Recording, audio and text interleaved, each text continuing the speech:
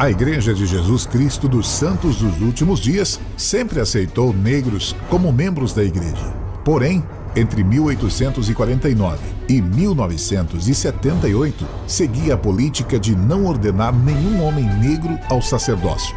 Homens e mulheres negros também eram proibidos de entrar nos templos da igreja para realizarem seus endowments, casamento e selamento da família, ordenanças necessárias para o maior grau de salvação SUD. Em 78, os líderes da igreja declararam que havia recebido uma revelação, instruindo-os a interromperem essa prática racista. Mas foi uma longa trajetória até esta conquista.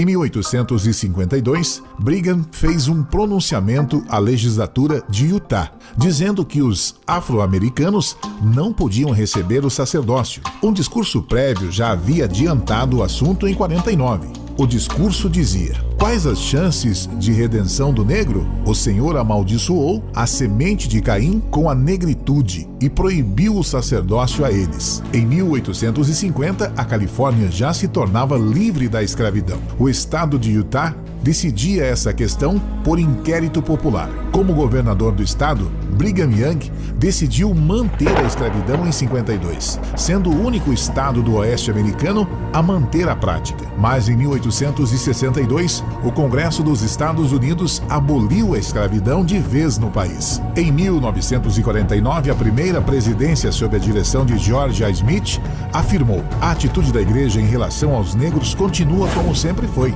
Não é uma questão política, é um mandamento direto de Deus, que pode ser encontrado na doutrina da igreja desde os dias de sua organização. Assim, os negros podem tornar-se membros da igreja, mas não podem receber o sacerdócio. É impressionante as coisas faladas em discursos sobre o assunto. O presidente Brigham Young disse: por que há tantos habitantes na terra amaldiçoados com uma pele negra? É a consequência por seus pais rejeitarem o poder do sacerdócio sagrado e da lei de Deus. Eles morrerão, e quando todas as crianças brancas receberem sua bênção no sagrado sacerdócio, então esta maldição será removida da semente de Caim. Então eles, os negros, virão a possuir o sacerdócio e receber todas as bênçãos que agora nós recebemos. Porém, contraditoriamente, David O. McCain tenta defender a igreja dizendo: não há agora e nunca houve uma doutrina nessa igreja de que os negros estão sob uma maldição divina. Em 1969, o apóstolo Harold B. Lee impediu que a igreja rescindisse a política de restrição racial. Isto aconteceu quando os líderes da igreja votaram a favor do término da prática. Lee alegou que não poderia ser mudada sem uma revelação. O governo tentou receber o apoio da Igreja SUD em relação à legislação dos direitos civis, que em resposta disse: nós decidimos permanecer em silêncio. E inibia qualquer reação dos membros dizendo: qualquer um que não puder aceitar as proclamações da igreja em relação aos negros não pode entrar no templo. Sempre mantenha seus olhos no presidente da igreja, e se ele te disser para fazer algo, mesmo que esteja errado, e você o fizer, o Senhor irá abençoá-lo por isso. Mas não se preocupe, o Senhor jamais deixará que seu profeta desencaminhe seu povo. Joseph Smith, tentando explicar o motivo da distinção racial, comentou: os negros não foram neutros no céu, pois todos os espíritos tomaram partido, mas a posteridade de Caim é negra, porque ele cometeu assassinato. Em nossa primeira colônia em Missouri, foi dito pelos nossos adversários que nós planejávamos maltratar os escravos. Não que nós tivéssemos qualquer ideia desse tipo, pois tal coisa jamais passou por nossas mentes. Nós sabíamos que os filhos do cão deveriam ser servos de servos, e nenhum poder sob o céu poderia mudar isso, enquanto o Senhor permitisse que eles sofressem a maldição.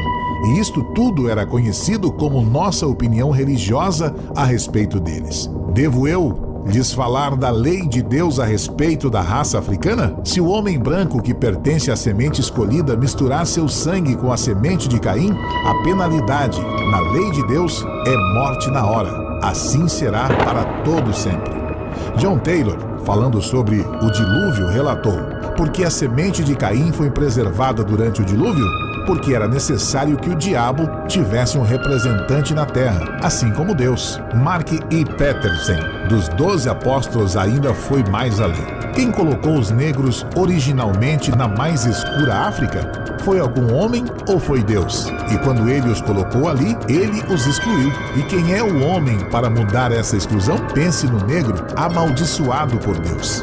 Será que temos preconceito contra ele? Injustamente, às vezes somos acusados de tal preconceito. Será que eu quero que os meus filhos sejam amaldiçoados? Se houver uma gota de sangue negro em meus filhos, eles receberão a maldição. Não há nenhum argumento, portanto, quanto ao casamento com negros.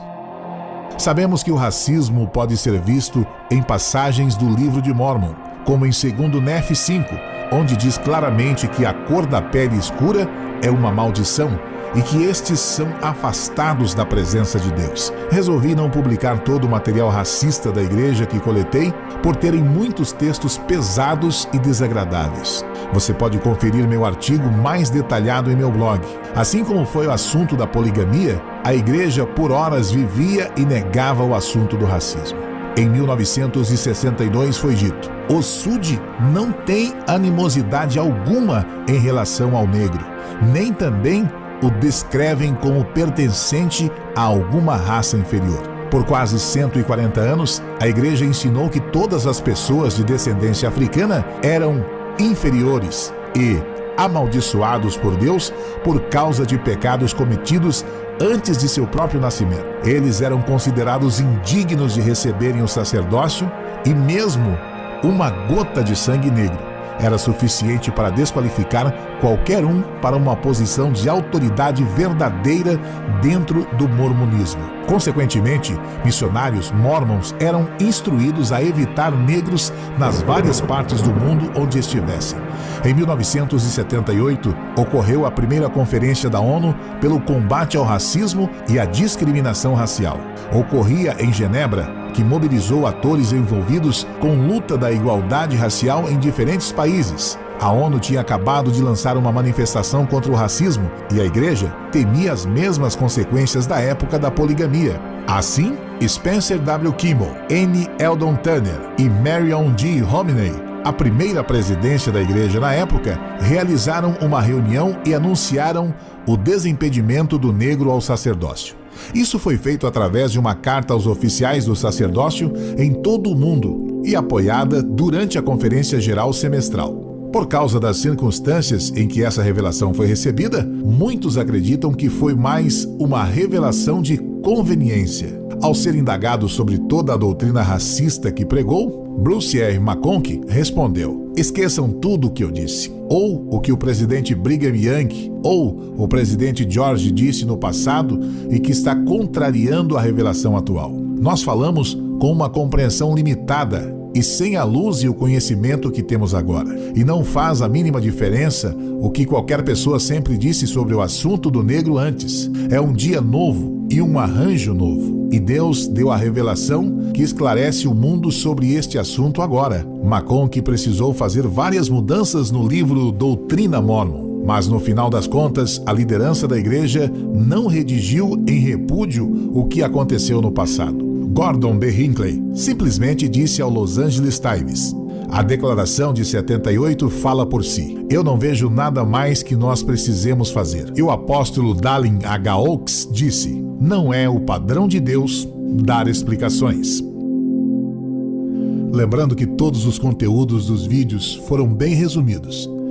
Você pode encontrar muito mais detalhes no meu blog. Até a próxima!